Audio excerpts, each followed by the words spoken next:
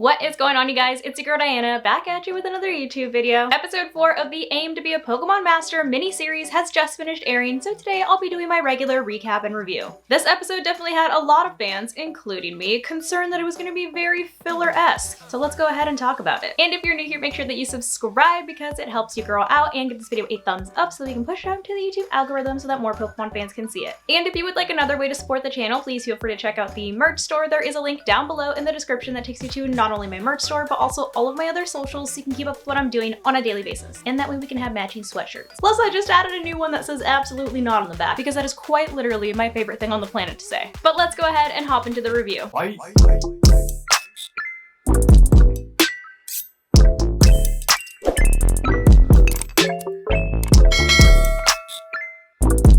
We open up this episode with Ash, Brock, and Misty heading towards a waterfall to, I assume, watch some Magikarp swim up it. I watched this entire episode with 0 subs, like I didn't even have my usual sketchy subs to help me out, so bear with me here. But as they're heading to the waterfall, we're reintroduced to one of Ash's reserve Pokemon, Oshawott, which of course Misty is obsessed with. But once the gang finally reaches the waterfall, they see that it's actually frozen solid, and they're all pretty bummed about it. But never fear, because Pikachu and Oshawott are here. And the two of them start going to town trying to chip away at the ice to see if they can unfreeze the waterfall. During all the chaos, however, Oshawott manages to slip, and we see its little scalp chop go flying into the forest, which is actually caught by a very scary looking Beartic. Oshawott and Pikachu run into the forest to try to find the scalp chop when they run into Beartic, who tosses it back over to them. Ash, Brock, and Misty catch up to them shortly, and they're all kind of intimidated by this giant scary looking Beartic. But that doesn't last for long, and Ash and Pikachu thank Beartic for giving back the scalp chop, and Beartic's a little shook by the fact that they're not scared. But as Beartic exhales, we see that it accidentally freezes everyone. The gang's obviously surprised by this, but Beartic seems to be the one that's most effective, and we can see tears in its eyes as it runs away in embarrassment, which of course Ash notices. But Ash is unable to chase after the Beartic since he's been frozen solid to the ground. So to melt the ice, he sends out his Talonflame, and actually has Oshawott and Pikachu hop on its back to go see where Beartic ran off to.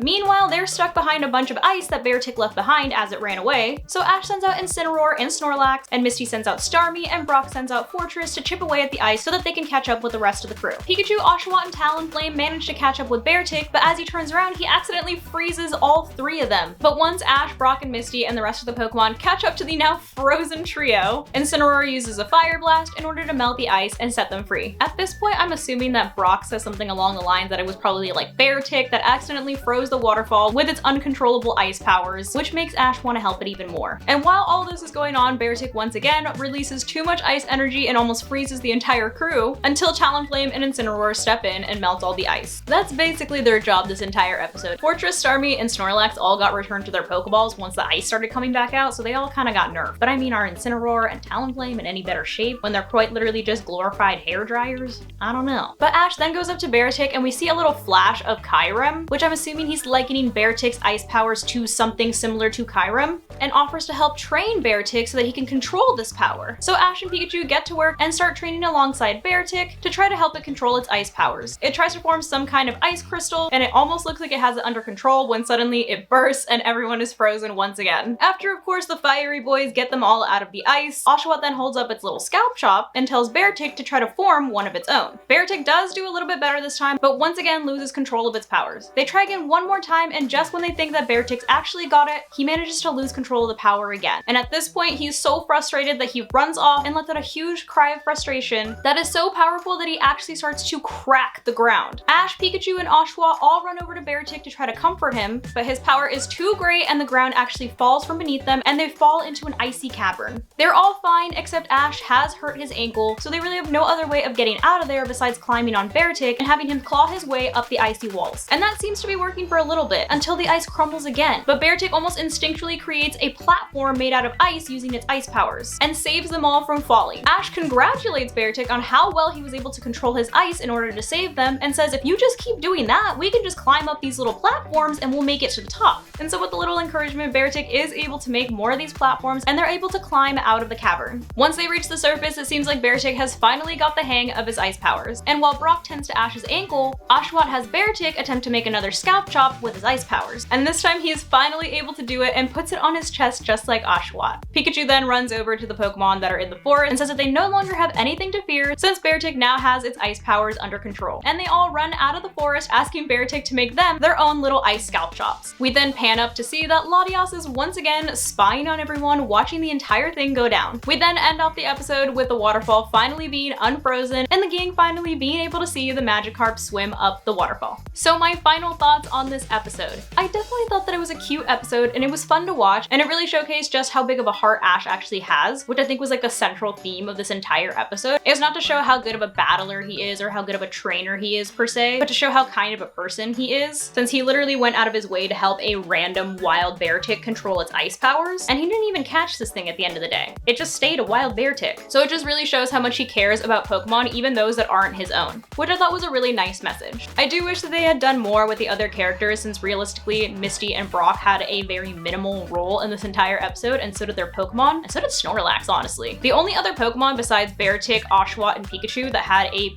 bigger role were Talonflame and Incineroar, and even then, all they really did was melt the ice. Which, considering this is Ash and Pikachu's like final series that they're gonna have before we get a new protagonist, I can definitely see how people would be disappointed in an episode like this, because 1, there was quite literally like no battles, 2, most of the Pokemon didn't really do anything, and 3, it was just kind of a random concept. But I think I kind of see like where they're going with the series, which might not be where everyone wants to see it go, because obviously everyone loves to see Ash battle and see how strong of a trainer he's become. But I think the direction that they're taking this series is to kind of show that Ash already is a Pokemon master, not just because he's a great trainer, but because he cares so much about Pokemon in general, which I feel like is why they're having Latias follow silently, because she's kind of judging Ash's character as a person, which I assume is going to lead up to him finally being able to catch her at the end of the series, because she'll finally trust him and see that he's not just some trainer that's out for power. But I know everybody loves the battle, so I wouldn't be surprised if most people are disappointed with this episode.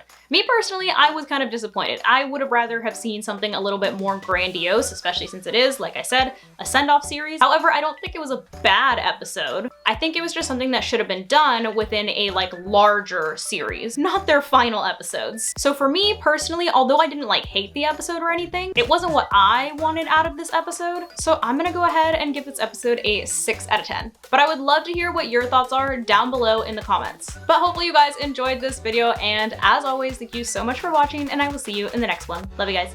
Bye.